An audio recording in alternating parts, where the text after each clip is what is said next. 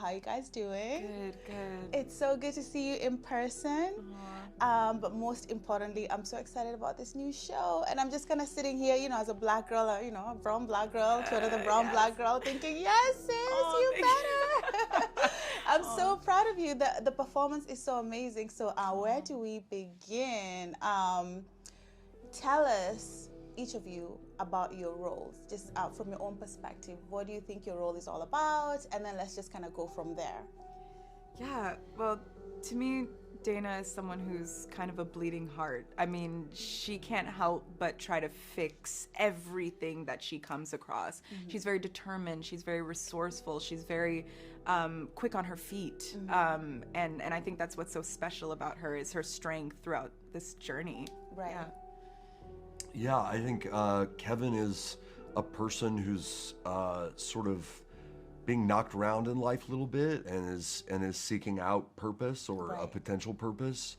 And I think it comes in the form of Dana and then this larger situation that he didn't necessarily and couldn't have planned for. Right.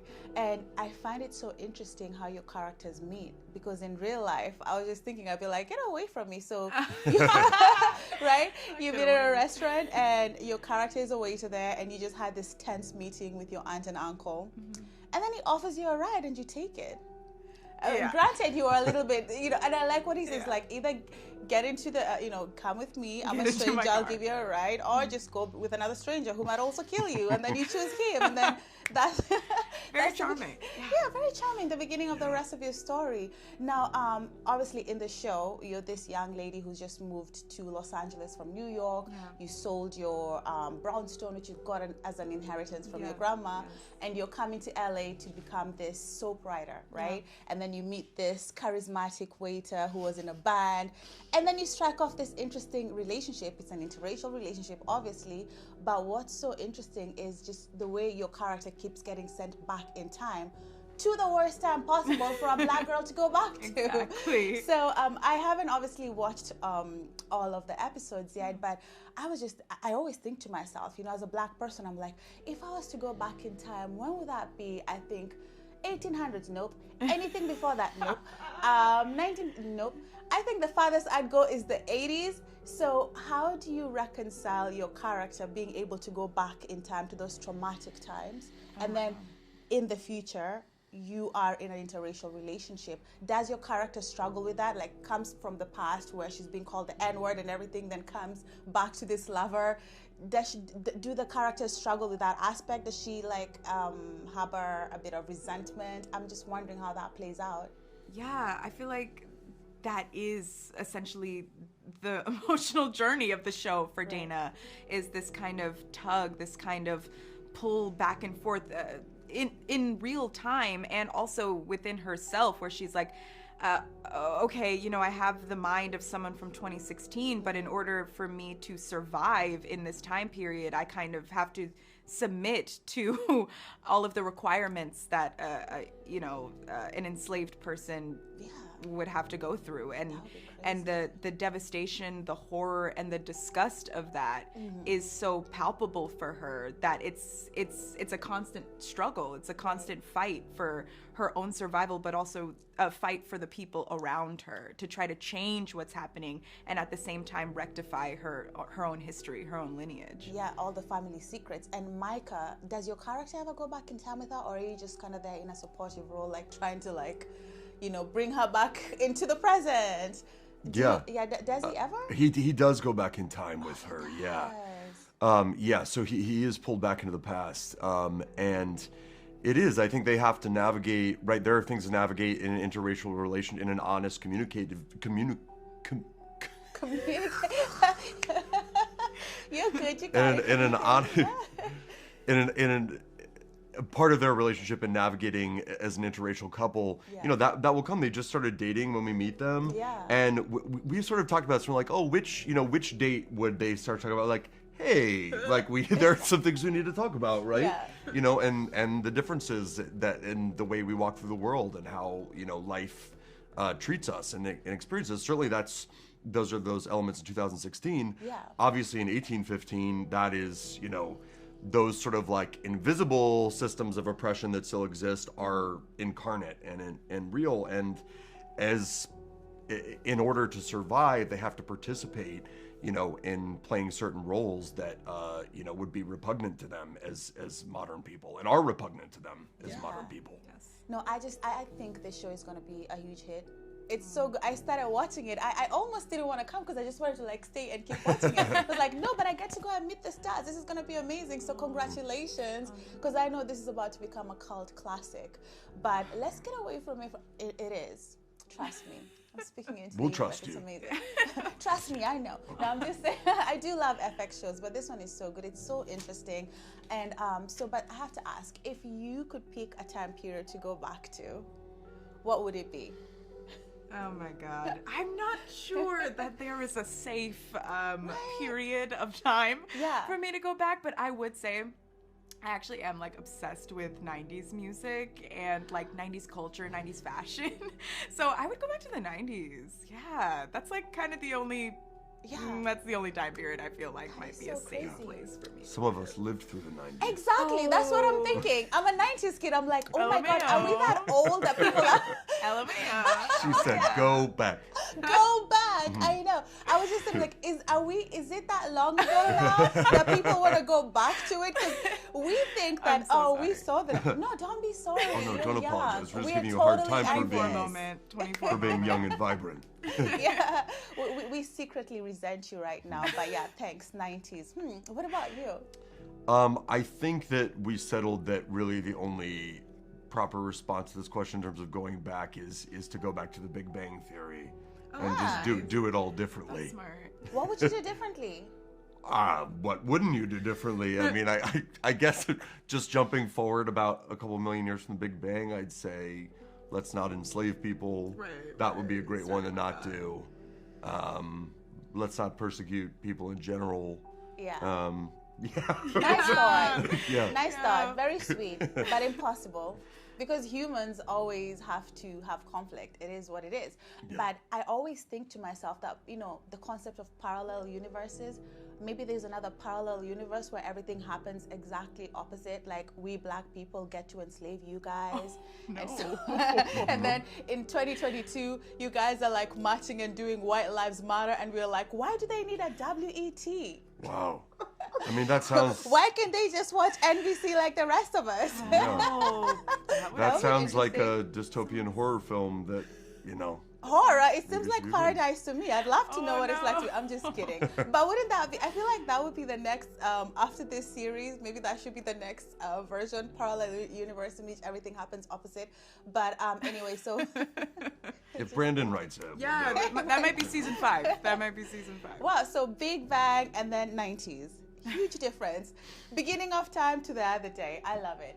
So obviously, I'm finding out right now, sitting here, that you're a 90s kid, probably similar to me, and you are probably a 2000s baby. No, I was born in 98. No, same thing. So, because I'm sitting here with you two, I wouldn't have been able to know, because you guys obviously have such a good chemistry. Was this your first time working together, and what was it like on set with you two? It was fantastic. It was a joy. I mean, from the moment that I met Micah, he was so kind and generous and really willing to offer a helping hand to me, where he didn't really have to do that. I mean, I was so fortunate to have a creative team around me that really took me in under their wing, and I felt like Micah became a big brother to me on set. It wasn't difficult at all to do any of the chemistry scenes that we had. It wasn't difficult to build chemistry with Micah. I felt like I already had it. It was just fun to be around him and to play with him, and he taught me a lot throughout the show. I think there are so many things that are not in your control when you're making something, and one of the things that is not in your control, I think, is whether or not, two actors, get along with each other, and not just get along, but like connect and vibe. And I really think that, like, Mallori is the only person who could play this part, and the only person who could bring it to life. And I loved acting with her, and I loved watching her, especially now, Yeah, I absolutely love that. And again, as a Black woman, it's so nice to see as a Black woman who's in an interracial marriage. It's obviously good for me to see that representation on TV. I love the drive towards diversity that we have in media today. And so about your characters, something that I find so interesting is that I feel like both characters had enough red flags to walk away from the beginning. Like, yes. You know, him offering you a taxi ride would have been, I mean, a ride the first night would have been a perfect time for you to say no. And you watching her scream for no reason and the neighbors coming to knock your door and thinking that you're harming her should have been a time to say no. But you guys kind of stayed together. So what is it, do you think, that keeps your characters so entwined throughout the series and so in sync? He's falling in love. I mean, I think that, you know, when that shows up, when something that special shows up, there's a lot of things that we would put ourselves through that we wouldn't normally, and a lot of things we, you know, stick by that we wouldn't normally. But I think part of the series is grappling with that, is whether or not they will make it as individuals and as a couple. I love it. Yeah. Now, back to you, Mallori. Your character is basically, in my opinion, you know, all of us moved to LA with a dream, right? Yes. But I couldn't help but be low-key envious of her. She's got the ideal situation. Oh, I've got this huge inheritance. I can come and buy a home right away in LA, which who, right? I mean, that's what we would love in real life. But what was your transition into LA like? Are you an LA native, or did you move here to somewhere else? Are there any similarities between you and Dana? Not in terms of LA, because I don't live in LA, but you know, maybe one day. Okay. But I do think in terms of just Dana just being this really sporadic person who's trying to become an artist, who's trying to be accepted by her family, and at the same time not really sure of what she's doing. There's nothing I could relate to more than that. That was like literally all my years of college. So I really understood that, and I understood Dana's need to connect to someone. I mean, she was really isolated from what I gather as her as a character, is that she was extremely isolated in New York. You know, she didn't really have any family. She didn't have her aunt and uncle. She wanted her aunt and uncle around her, and they basically rejected her as soon as she got there. So she needed somebody, and I really understood that need. I can relate. And Micah, what about you and Kevin? Any similarities? Yeah, I think there's certainly some overlap. I think we're both optimists. Yeah. I think generally Kevin has this idea. Brandon always talked about this, that Kevin sort of has this idea that if everyone was just a little bit nicer to each other, that things would go well. And I think that is, you know, he goes back in time and realizes that that's just not the way you can, you know, pursue life, and that's certainly not going to fix what's going on back there. And I also think that, like, with Dana, it's interesting that we have a Black woman who has a certain amount of financial privilege, right? But that doesn't Princess. Right, a princess, but that doesn't keep her safe. Yeah. At the same time, maybe a little bit more so in 2016, right? But we know that even when Black people amass a certain amount of wealth and privilege, their bodies are still in danger because of how they're treated in our society. And so I think that hits really hard when you have a character like Dana who does go back in time, right? Who has, like, you know, those things become, that danger gets even bigger, but also makes us realize that, well, really money doesn't protect you, and, you know, so much of the world is out to get you.